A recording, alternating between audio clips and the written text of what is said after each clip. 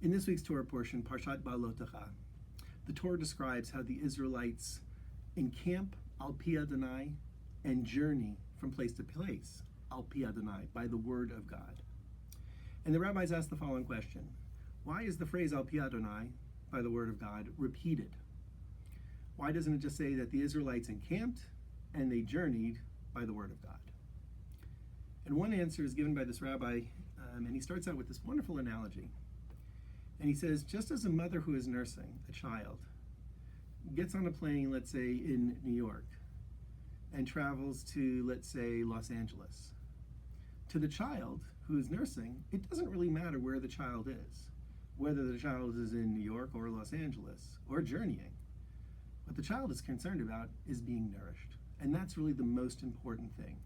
Everything else is secondary.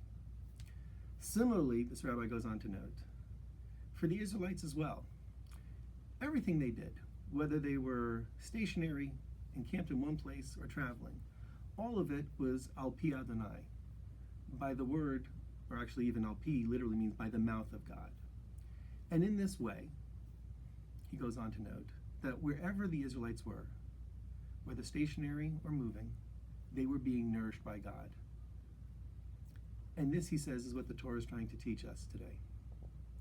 That for us as well, even though we're not aware of it, every step of our lives, every day of our lives, every moment of our lives, we too are being nourished. We too are connected to that source of life that sustains us and enables us to continue with our existence.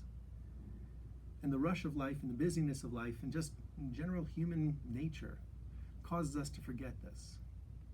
Hence, the Torah teaches, and our lesson and our challenge is to have that awareness, that no matter where we are, no matter what we're doing, at all points in time in our existence, we are being sustained by that source of life.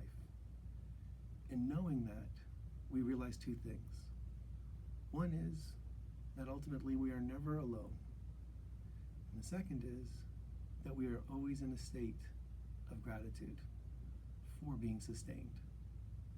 And that, my friends, is your Torah in